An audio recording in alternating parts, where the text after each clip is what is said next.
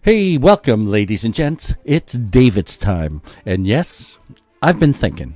So I've been thinking about turning my side passion into a full-time gig.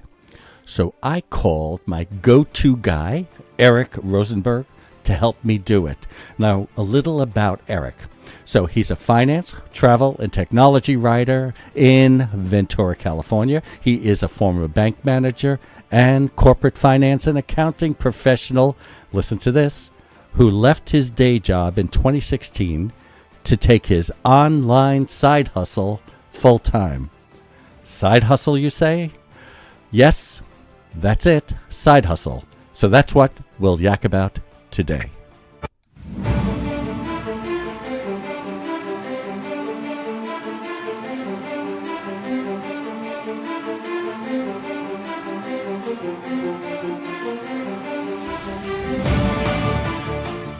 What's up, everybody? David Yakir here for Yak About Today, hoping you are better, healthier, and more informed than any generation that came before.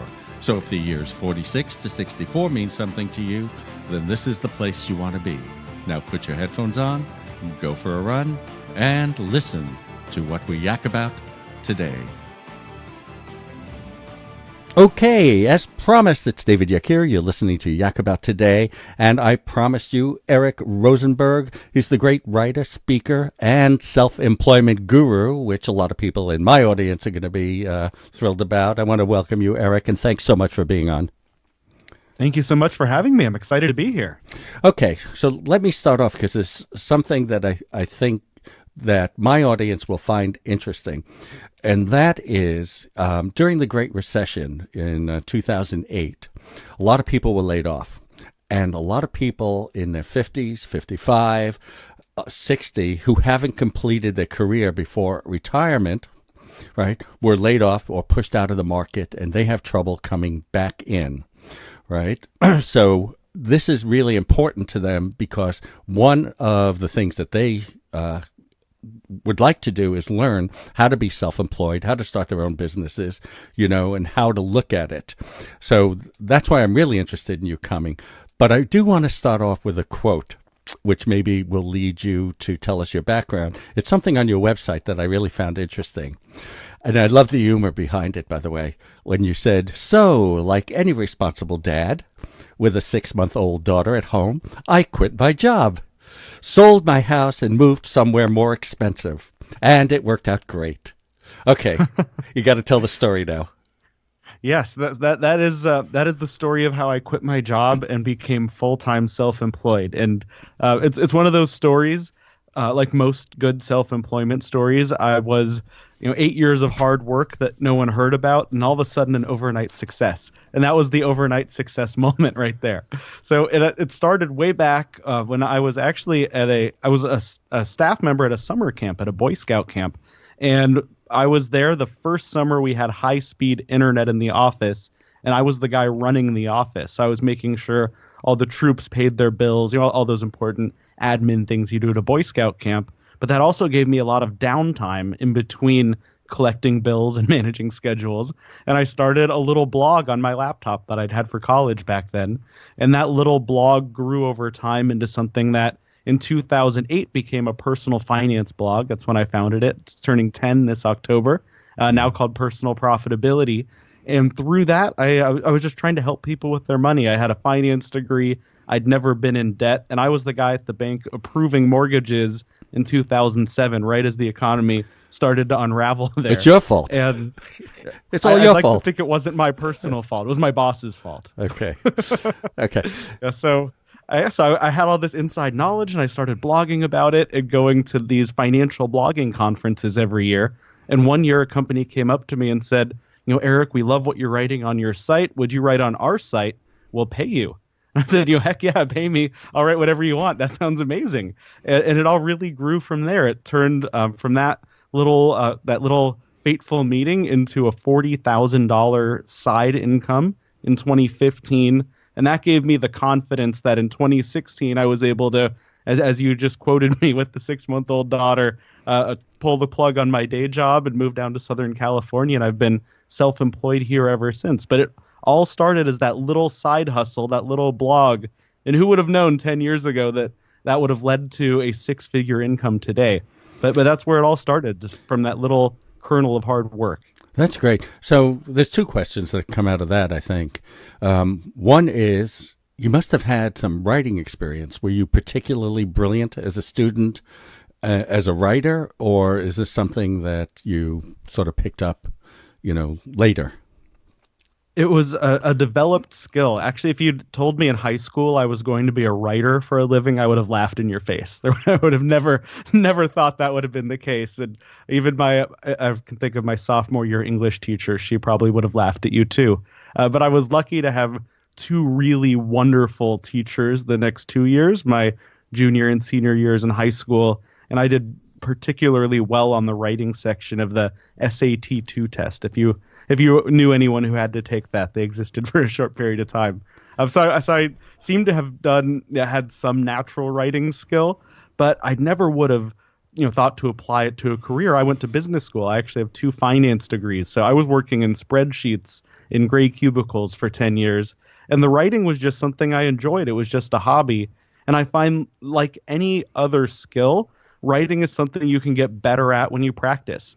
So I just kept writing on my own blog and kept getting better and better until I was at a point that big companies, large banks you probably have heard of, and insurance companies were willing to pay me because I'd practiced and honed that skill. So probably in this day and age, I mean, I guess it's always true that content is the most important piece of what you're doing. So you must have had a very creative or a lot of information to be putting out content that people constantly want, or a process about the way people should think, in finance and all that. Have you developed any unique ways of thinking about financing or jobs or things like that? Or is it sort of, I don't know. I don't know, because people are always looking for advice. So I'm curious if there's anything unique that you present that would set you apart from others. Yeah, so in personal profitability, as I developed that concept over time, I started to lean on these. I created 4 pillars of personal profitability. I like the P's, if you couldn't tell. And I really try to use those as guiding posts in my own personal finances, and they've led to great success. So I figure if it works well for me, it could work well for others. And those 4 main concepts are to earn more, spend thoughtfully, grow your wealth, and live a better life through mindful personal finance. So if you're able to do, essentially it's just treating your finances like a business, if you really distill those down to what it's about. Like any business, if you don't make more than you spend, you're going to be bankrupt. If you can cut your expenses and earn more, you'll have more assets and your wealth will grow. So it's just using that same logic that a CFO or a CEO might use at a big company or even a small business to run their company. If you look at your money that way, you're only going to have good things ahead if you stay focused and stay on the right track. It's interesting you say that, because I wasn't aware of that. I started a company that did really well. It was an internet marketing company back in the early 90s that grew exponentially. But I didn't really understand the business side. But I remember my finance guy saying, look, the same thing about this business is the same thing at home, because you got to learn what a P&L is. Exactly. I remember that so specifically, and it really helped me. It helped in business when I finally, noticed that I really should be taking in more than I'm spending. But it really did help at home. It helped you really learn how to do a spreadsheet and say, look, I've got these expenses, and I've got this income, and I want to save this much. And all of a sudden, you really do get a handle on it. Oh, I do have to say something. You're a podcaster, which is so hysterical when you said, I believe in, what is it, the 4 Ps? Right? Yes, my 4 Ps. It's the worst. It's the worst sound to have in a podcast. Right. The name of my show is the Personal Profitability Podcast. So I just did it wrong from the start. That's right. Right. So you have to go get extra windscreens for your mic because of all the plosives, because of you're hitting those P's all the time, right? Also, I'm interested. Maybe I'm naive here, or maybe not knowledgeable. I never heard of the concept of developing a side hustle. I actually never heard that term. Is that a common term that I've never run across, or is there something particular to you? It's becoming a more popular term. I think it's those millennials you keep hearing about all the time that are ruining all the businesses and industries. That's something we're creating as the younger crowd. So the idea of a side hustle, it comes from actually something that I like to again relate to thinking of your finances like a business.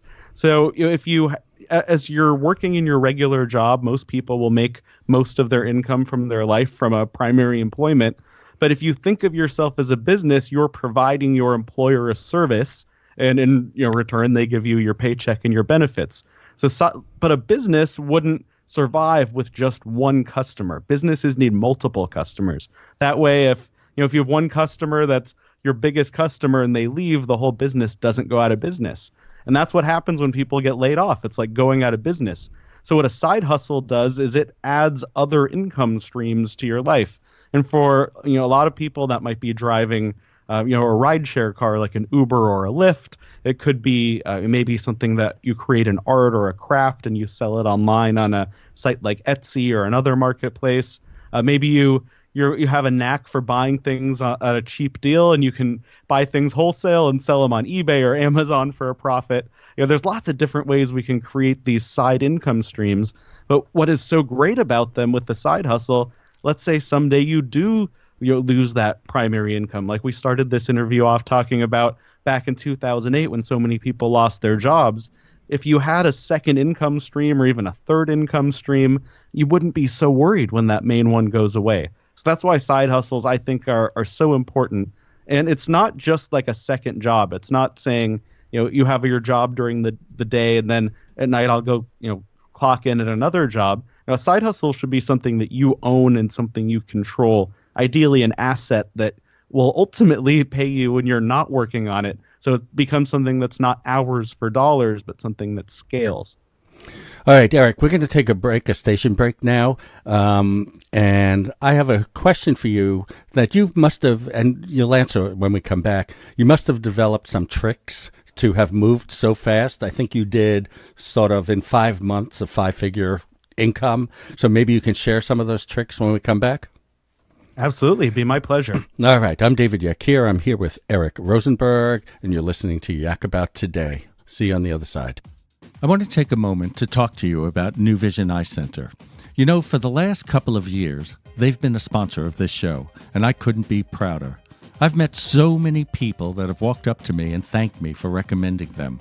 I hear all sorts of stories about how they've worked miracles. And as you know, I've been a patient of New Vision Eye Center for years. So when I say go see Dr. Minotti, Reinauer, Tate, and O'Brien, it's because I wouldn't trust my eyes to anyone else. Hey, I'm David Yakir. You're listening to Yak About Today, and I am back with Eric Rosenberg, who is about to tell us his secret tips for how you move from a certain income to a certain income in 5 months. So maybe we understand the concept of always having this side hustle or something going on at the side. And I think probably when you have to move into that full time, there are tips and tricks on how to do that. Yes, exactly. So one of the things before you're ready to start looking at going full time, I just have to give a big warning out there because there's a lot of people who get really excited when they hear about entrepreneurship and online income, and they rush and quit their job, and they didn't have the right savings and they didn't have the right business plan. So make sure you plan this out. Don't just rush and try to turn this into a weekend project. It's something that can take time to develop. But one of those the first tip I'd say to look for is try multiple things. It wasn't the first thing that I did online that led to making 5 figures a month. It was probably the 6th or 7th thing if I were to go back and look through everything I tried. And what was really important and what made this happen was focusing on what was working in my business. So there's a lot of people who look at, they look at people who I look up to, so names like Pat Flynn, he has a site called Smart Passive Income, or John Lee Dumas, he has a podcast called Entrepreneur on Fire, and they make 6 figures every month. So I was thinking, oh, well, I can just, do like they do and have all these fans and make all this money as an affiliate, which is an online advertising method. But that's not what Google had in store for me. I wasn't getting the same web traffic that a lot of those sites were getting. So I had to focus on what was working. And while affiliate marketing wasn't working, what was working was the freelance side of my business. So, just by having good accounting records, I use QuickBooks. There's lots of different accounting softwares you can use. There's a free one called Wave Accounting. That could be a good one for a side hustle, just to get those books on track. By looking at those books, I was able to see, well, freelancing is what's working. So focus on what's working. Don't focus on what's not working, or even if it's what you want to work. The next thing that I did was apply a principle called Pareto's Principle, or the 80-20 rule. If you've read the 4-Hour Work Week, you're probably familiar with this one. I came out of marketing. It was our rule on our accounts, 80-20. Oh, yeah, so you know it well. Yeah. So the basic idea of the theory is that 20% of your efforts will lead to 80% of your results. And the remaining 80% of your efforts only lead to 20% of your results. And I've applied this in jobs, my old cubicle career, in my own business. You can see this all over your life. I don't know how it works so well all the time, but there was one day I remember, it was about 3 or 4 months after I'd quit my job. I was working these long, hard hours, not quite making what I thought I should be making, based on the math I did before I left my job. And I sat down, I gave my QuickBooks a hard look, and I noticed something really interesting. 76% of my revenue, so almost exactly 80%, was coming from the freelance writing side of my business. And I was also doing freelance website development using an online software called WordPress. That was a big part of my business at the time as well. Yeah, so I was putting about 80% of my time into that business and probably getting 95% of my stress out of it. And that was only leading to about 15 to 20% of my income. So it was like getting smacked in the face by the 80-20 rule. I looked at that and I said, well, obviously I have to stop doing website support. So I cut that side of my business completely. I emailed those clients who I had some recurring monthly clients. I said, I'll find you someone new to do this for you, which was me just essentially turning away money that was showing up in the bank every month. But I knew based on the math that if I did that, the growth should follow. And that's exactly what happened. Over about the next 3 months, my online income went from about $5,000 a month to about $15,000 in October 2016, I believe, was the first time I ever broke through $10,000 a month. And I've almost never dropped back below that since. So just by focusing on what was working in my business and then applying that 80-20 rule and refocusing again on what was working best, I was able to grow my income to more than it's ever been before, working fewer hours from home, and like you guys in Southern Florida, I get this nice Southern California weather. I get to live by the beach. I could be wherever I want to be, and it's just a dream lifestyle.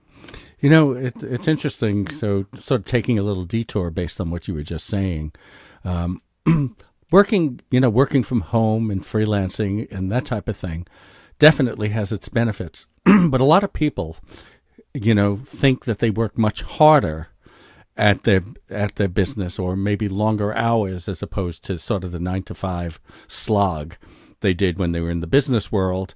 So tell me about your freelance life. What's changed? How are you loving it? Are there downsides? Yeah, so that is a really great point. This is definitely not for everybody. One of the biggest challenges that I have, and many of my colleagues in this online marketing industry have, is you can't turn your brain off at the end of the day. Like when I had my full-time day job, I'd wake up, I'd have my morning routine, hop in the car. When I got out of the car after my commute, I was at work. Those were work hours. And at the end of the day, I'd come home and not be working. I'd be side hustling, working on my own stuff. But when you're self-employed, you don't have that luxury.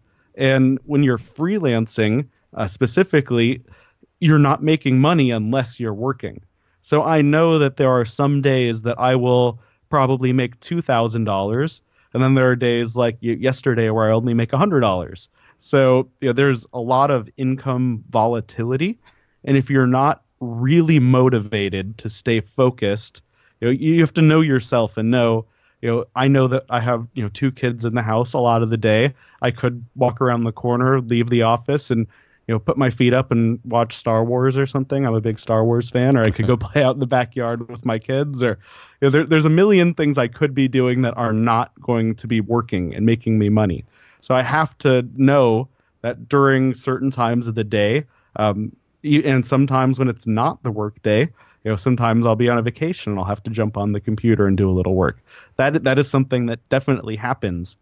So it takes the right kind of person to be a full-time freelancer and any kind of self-employment, because no one will get the work done unless it's you, unless you've hired out to someone who you really trust. And in a very small business, me being a solo online business, if I'm not doing the work, it's not getting done. So that often brings me back into the office at the end of the day. It's sort of, you really have to have a time management skill, I think. It seems to me that, you need to understand, when you wake up in the morning, what has to be done, what hours you have to put in. Even if you have the freedom to sit there, I'm taking a break, I'm going down to the beach. It's almost as if you even have to organize that, Yes. because nobody else is on top of you, or there are no absolute deliverables that somebody else, who can command you to sort of get to work, that type of thing. Exactly. You have to do it for yourself. All right.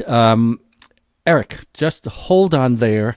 Got to tell to the broadcast audience, as usual, if you want to hear the complete interview with Eric Rosenberg, tune into yakabouttoday.com and you can find it there. Also, Eric, for the broadcast audience, just give us a quick how to get in touch with you. Yes, head to personalprofitability.com. You can sign up there. I have a free personal profitability boot camp, podcast, or blog you can check out there. All right, guys. I want to say goodbye to the broadcast audiences. Love you. See you later. And we are back. I'm David Yakir, and you're listening to the Yak About Today podcast. This is a continuation of our broadcast. I hope the broadcast audience out there made it to yakabouttoday.com to listen to the conversation or the rest of the conversation with Eric. So, Eric, I have a question. This is sort of, I don't know, an easy question for you. But sometimes, let me step back there. So I have an audience right now that probably has to start a job from scratch. That side hustle is just a hustle for them. But Right. many of the same things that you'll be telling us on how to start a side hustle or to move full time into that hustle would be relatively important for this audience, only because there are people, I can tell you, I live in Southern Florida, and we have a huge population, as you probably guess, of those people who are 50, 55 plus, again, like I said at the beginning of the show, who were forced out of their day jobs and now can't come back in because there is such a thing, and we deal with this all the time on the show, age discrimination. So perhaps some of the things or steps you took to start that side hustle and to develop it, and of course you jumped full-time into it, may be important to our audience, on just how to think about starting that side hustle, maybe as a main job. Yes, I think one thing that's so great about this audience and this age bracket as well, there definitely are some struggles in the corporate world. If you're in your 50s or 60s, you have decades of work experience doing something that all those young people have never done, probably. And outside of your core career skills that you think of on a day-to-day basis, whatever you did at work, you have all these other skills and life experiences that you've been able to build that young people could never dream of competing with for a couple decades. So think outside the box. Think not just what kind of cog could I fit into a machine, but how could I talk to the guy who runs the machine and help them run it better? Because that's what often people who have more work experience end up doing. If someone says you're overexperienced, well, then you should respond, well, then how do I become your consultant? How do I fix the greater problems rather than those micro issues? So for me, In my experience, I had experience in finance from as I mentioned earlier, those 2 finance degrees I picked up along the way. I'd been a bank manager. I've been in corporate finance and accounting. So when I started a blog, and I wasn't out there telling people how to blog. I wasn't out there, trying to teach people something cutting edge or new that I'd never done before. I was drawing on experience from my real life, from my history and my career. So whatever your career has been in, there's probably something you can teach to other people that they really want to know. And there's something out there that you know better than anybody else. And I know sometimes it's humbling to think that way, but you really do have expertise and you really do have experience. And if you can figure out how to harness that expertise and use it to create an income, that's what a side hustle is. Okay, so I've got the last question that requires a setup. All right. So we're going to make you the teacher, and I'm going to be part of our wider audience. And I'm going to ask you the question because I think a lot of us will benefit from the answer. So you are where you are, right? You have a nice income. You've got an online business. And certainly you're not satisfied yet, are you? I can always do better. There's always more. Okay. So having said that, you obviously have a plan to grow that business and what steps you're going to take to grow that business. So consider this. I'm going for a free class now, and you're the teacher, right? Tell me what steps. And the reason I'm asking, I'm being a bit facetious here, is because sometimes, I have an online business and that type of thing. And sometimes you just you build it to a certain point and you go, okay, I've done everything I already know how to do. How do I move forward? So you're at a place in your business where you want to grow it and take it to the next level. What are you going to do about it, and what are the steps?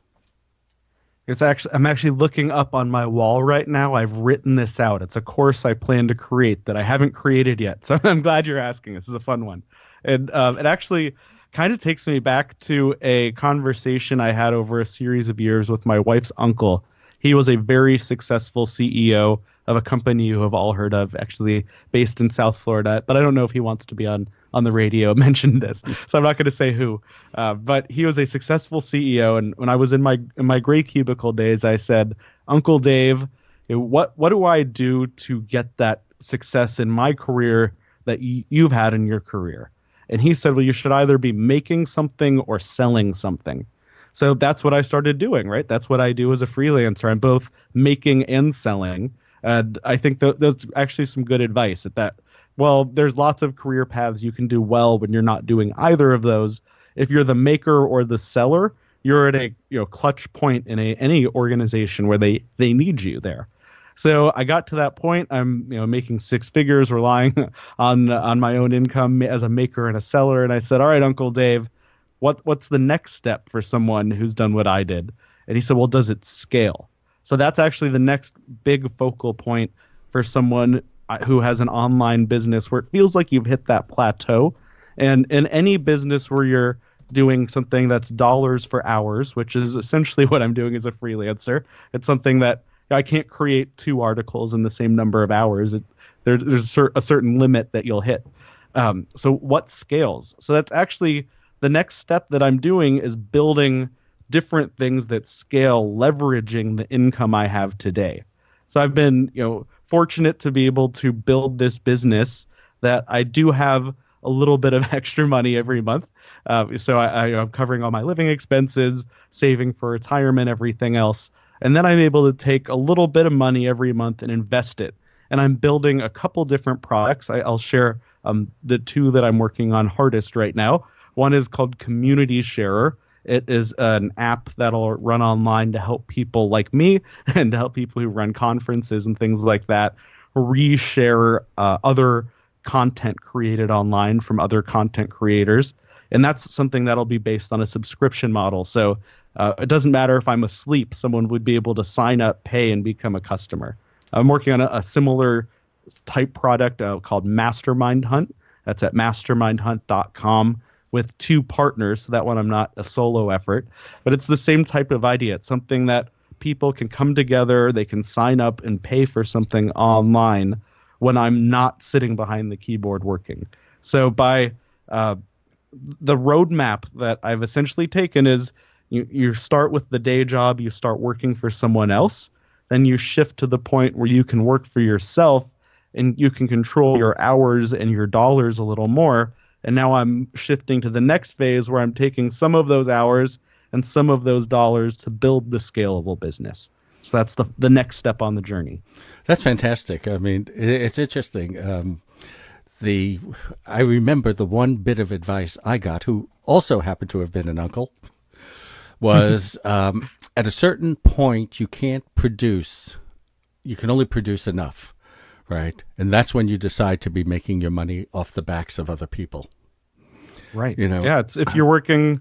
When I was working in the cubicles, there was a point I was a senior treasury analyst at a really big company, and I ran a project that made $100 million in free cash flow. And if I'd been compensated by percentage of that, I don't know if I'd be here today. I might actually be on the beach, not behind the microphone. That's right. But that's exactly what you're doing. You're working to make someone else rich, as long as you're an employee. And if you are working on your own business, you get to keep the profits, but you also have the risks.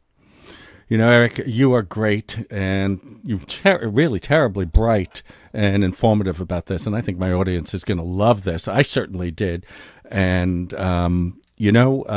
if you're available sometime, as we move forward, I'd love to have you back. And I want to thank you so much for coming on. Again, tell the podcast audience how they can get in touch with you. Yes, if you already enjoy podcasts, which I'm guessing you are if you're listening right now, the easiest place to head is to personalprofitabilitypodcast.com. And there's links there to subscribe in Apple Podcasts or Google Podcasts or wherever you want to listen to podcasts. We can make it happen. All right. Thanks so much, Eric. And this is David Yakir for Yak About Today. I'll see you all next week. Over, out, peace. Take out